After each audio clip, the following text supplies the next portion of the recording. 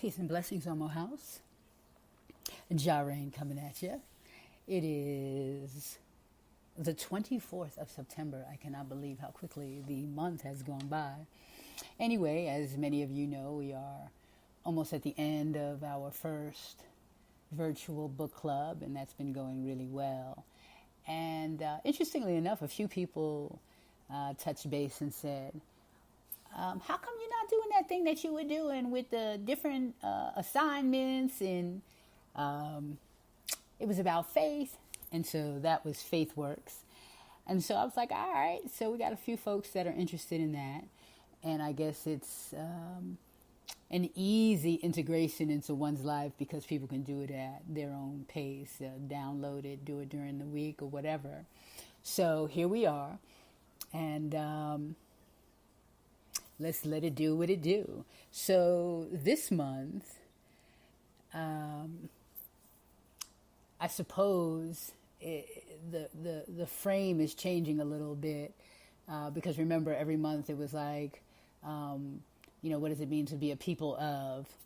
And so they have changed the context and, English was never my forte, so I don't know if this is, moving the adverb to the adjective or is it a past, present participle?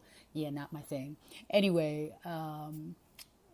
in the context of the curriculum, it's called the call of welcome. And so I maybe it is, what does it mean to be a people of welcome? I didn't see it written that way, but who knows with my busy life. But I thought that it was quite wonderful to, as fall is entering and we have a change of season, and at least in America, our educational system, the students are returning to school. And so it is almost as if this is a time of new beginnings for this shift in season. So when one thinks about new beginnings, you are entering into new spaces. And so I think it was very appropriate that we sort of look at how welcoming or how welcomed are we when we enter these new spaces. So I think that's the context that I was looking at the curriculum. So as you know, what I do is try to stay true to the material, and then every now and then I'll freestyle if my spirit moves me to. So, the call of welcome. The month of September offers many of us the opportunity to explore the Creator's call to be a people of welcome. As the summer ends, we welcome a new church year together, not to mention a new year of school for many of our families. This time of welcoming new beginnings sets the stage for deeper reflection about the numerous ways we are invited to open and be more hospitable to the holy, which is all around us.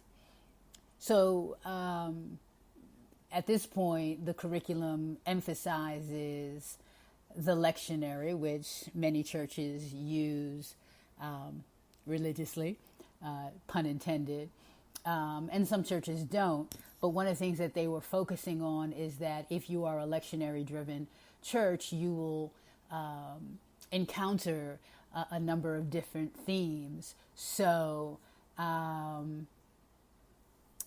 the creators of the curriculum say that it is a particularly rich time of the lectionary.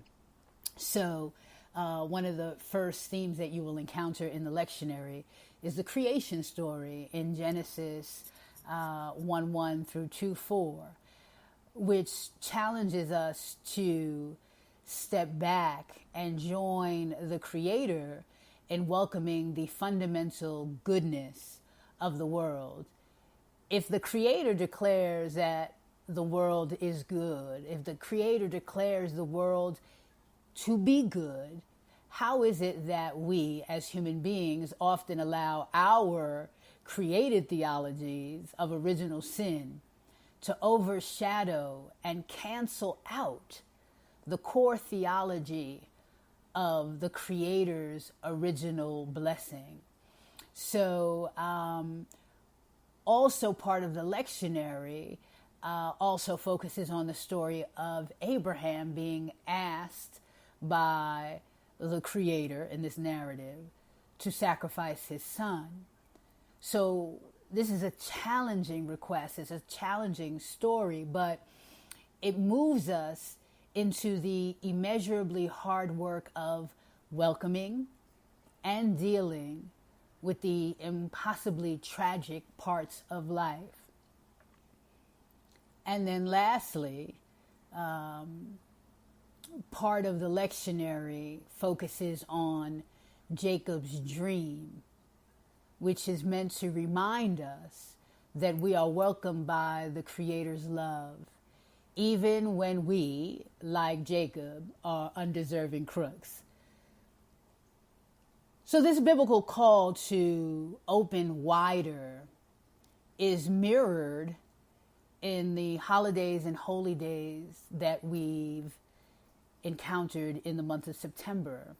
Some of the holidays that we have been presented with, Hispanic Heritage Month, which, at least in our culture, would ask us to welcome in a wider diversity and justice, right, for those that we call immigrants. We also had Labor Day, which reminds us to welcome, honor, and build on the sacrifices and struggles of those who have gone before us.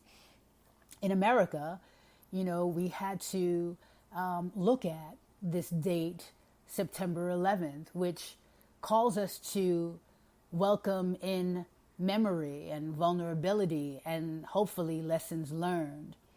On the 21st, we also had International Peace Day and World Gratitude Day, which really is asking us, how might a radical welcome of peace and gratitude change the world? And as our interfaith brothers and sisters celebrate Muharram on the 22nd, or Mabon on the 22nd, and Rosh Hashanah, which was the 22nd to the 20th to the 22nd, we're also being invited to reflect on holy days that, in a sense, are welcoming new beginnings. So that's a lot. So many ways we are challenged as a people of welcome to be bigger, to become bigger. Really expanding the circle. Make room for the stranger, spread justice, broaden our minds, open our hearts until they break. These are huge calls to grow the size of our spirits and relationships. But in the midst of all this work of becoming larger, let's not forget the work of smallness. Without that, welcoming simply won't happen. For instance, those of us who are white, and so I'm going to change it, those of you who are white are learning that true welcoming of diversity just can't occur until you shrink and decenter your voices. We also know that expanding community and welcoming newcomers requires right-sizing our needs and putting our preferences second. Welcoming new ideas and different perspectives doesn't occur without the smallness of humility and willingness to listen. Feeling at home in the Creator's universe requires seeing ourselves as a tiny but precious part of a greater whole, rather than believing that the whole world revolves around us. Downsizing and living simply allows us to welcome in more experience, more adventure, and more peace. And of course, there's also the work of downsizing our egos enough to admit mistakes, ask for forgiveness, and welcome in the work of repair. So, bottom line, There is a deep spiritual connection between the smallness of self and the expansiveness of relationship. It's a curious but wonderful truth. The road to widening our circles often starts with limiting our own size. By becoming smaller, we paradoxically are better able to welcome in and receive the gift of more. So this month, or the remaining days in it, are meant to help us double down on our commitment to bigger hearts, minds, tables, but also asking us to not forget the secret gift of spiritual smallness. So I know it's late in the month, but I'm going to throw up some of the activities that go with FaithWorks.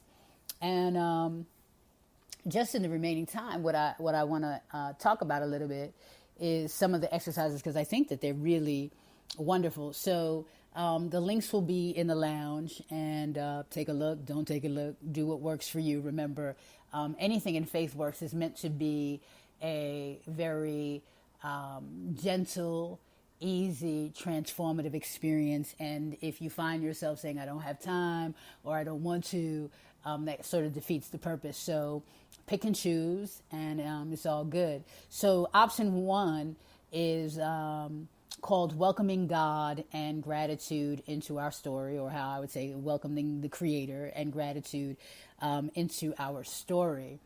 And the quote, the biblical quote, is going to be from Genesis, and God saw that it was good.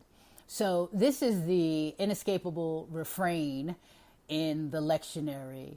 And I believe that shows up in the lectionary on the 10th of September. So, like I said, we're behind. At every step of the creation story, the Creator steps back and welcomes the world as good.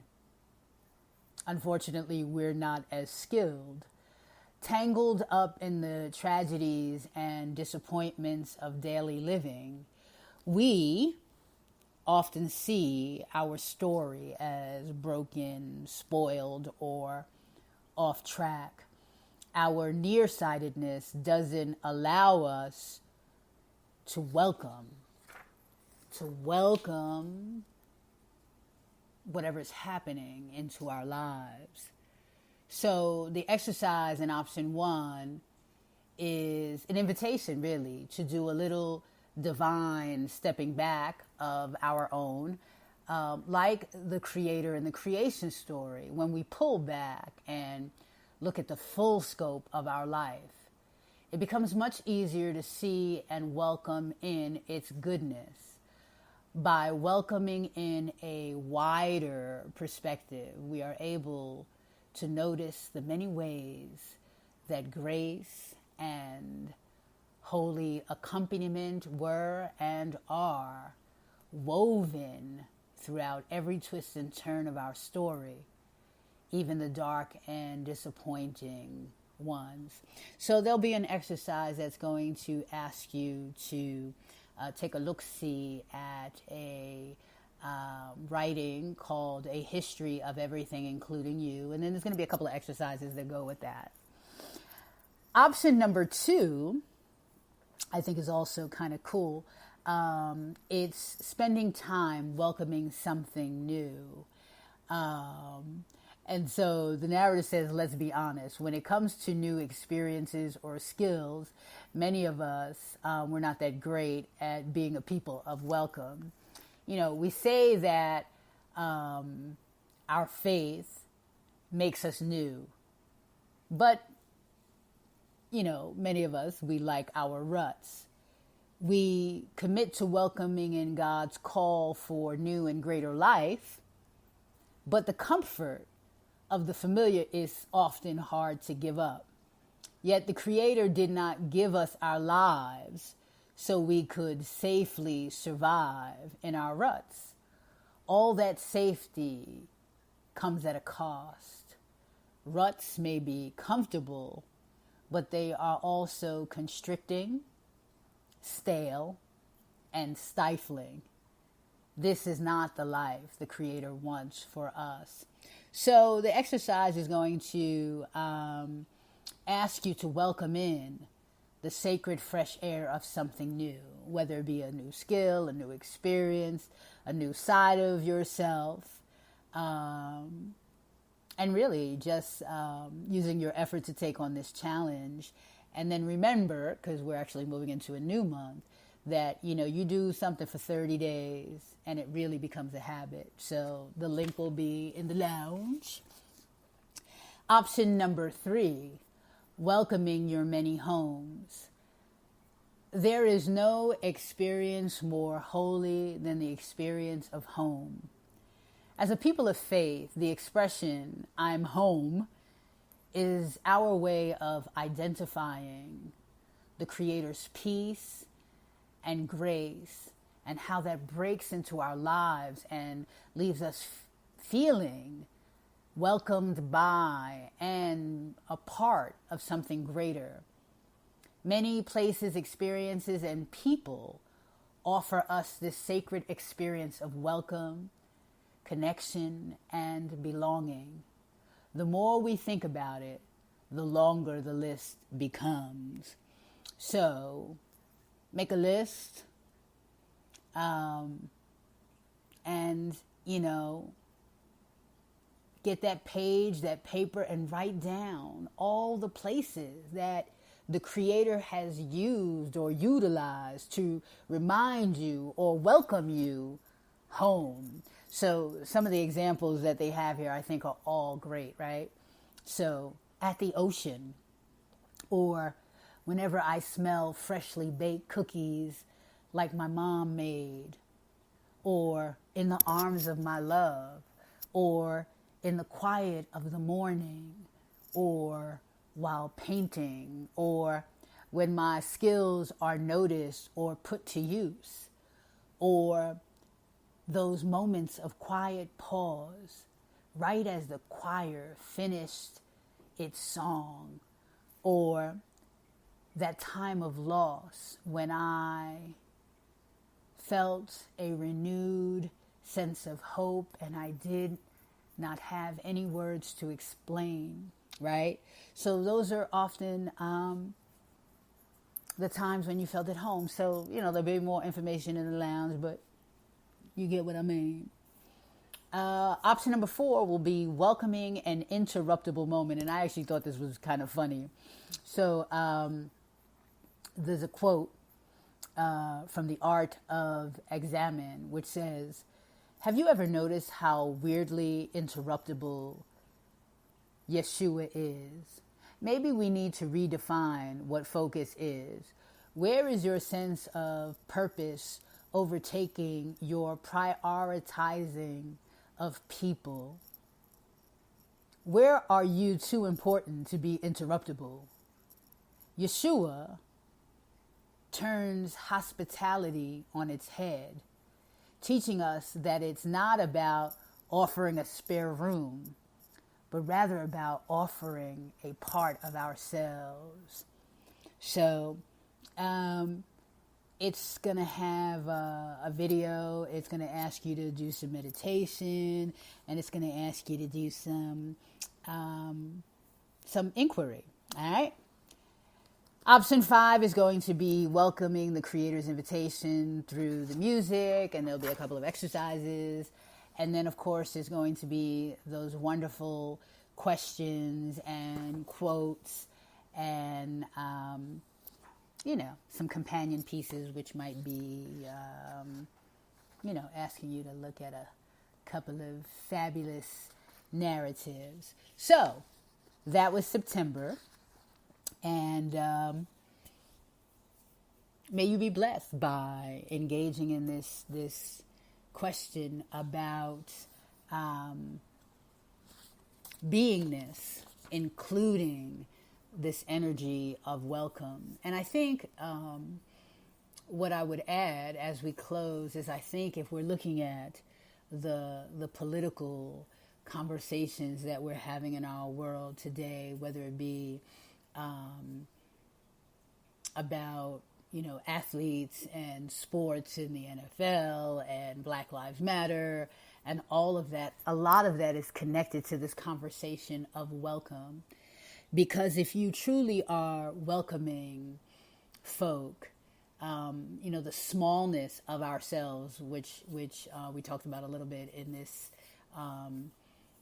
curriculum, I have to be small enough in myself to be present to what you need.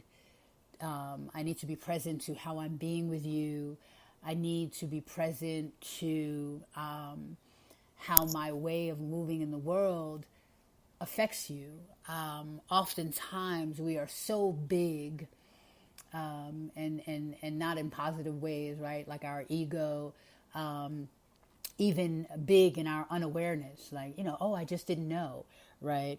Could you imagine if I was sitting across from a table and my leg is just swinging back and forth and I'm kicking you, and then you go, could you stop? You're kicking me. Like, would you not be even additionally insulted if I said, oh my God, I didn't know I was kicking you? Like, how present were you that you couldn't feel yourself impacting me, affecting me, right? So when we say, oh, I didn't know, or, I just never saw that, how is that possible that I don't know if I'm being unwelcoming, if I don't know that I am taking up too much room? How is it that I don't know how my life is affecting you? Or how do I not know that if I'm benefiting from your pain, how do I not know that? Like, that's a double insult. Like, I shouldn't want to cause you pain, but if my very existence affects you painfully, like, at least I should know, right? I should know if my wealth is tied to your poverty. I should know if all the goodness in my world is tied to you not having life as good as me, right? Because then it's a double injury. And of course, it shouldn't happen, right? Like, if there's a shouldn't. It's horrible that it happens. But what happens if I don't know, if I'm not aware, then I will struggle. Because if you say to me, you're taking all the food, right? And I'm like, no, what do you mean I'm taking all the food? I don't know. Then no, I'm not taking all the food. Like, oh, I didn't know. Then what happens is when I come to you to ask you for a portion of the food, if you are not aware, or if I am not aware that your hunger is tied to this overabundance of food that I have, I'm going to argue with you, or I'm going to resist being willing to share, because I don't even see the connection between what I have and what you don't have. So I hope you get that this welcoming is directly tied to being able to see my own reality, that it is tied to being conscious enough to see how I be and move in spaces. Because if I do not know that I'm being unwelcoming, it makes it so much harder to teach me the tools of welcoming, right? Because I'll think, ain't I doing that already? So anyway, FaithWorks, September. Blessings to you. And that's all we got. And I think since I am going to incorporate FaithWorks for the rest of the year, most likely, we just got to figure out a schedule. For many of you, you can probably see that Omo House is in the midst of continuing to create itself and expand itself, and sometimes there's just not enough hours in the day or the week or the month. So I will authentically say that I'm just trying to balance the fullness and the abundance of my current existence. And so, we'll figure it out, and hopefully, especially some of the upcoming curriculum, I'll have some co-partners and co-facilitators, and a lot of folks are making requests to even step up and do some stuff in addition to what I do. So I look forward to the community taking care of, nurturing, growing Omo House. So those of you who have any wonderful ideas about, oh, I'd love to do that, or this is my passion, I would love to share that.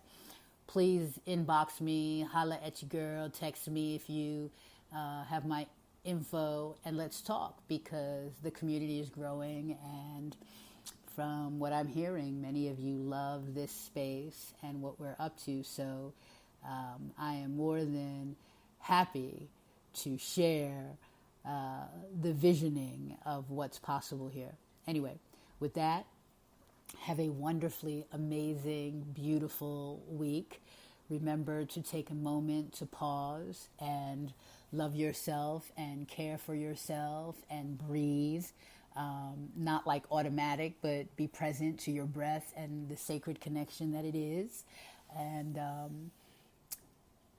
in the meantime, in between time, be blessed. I'm out.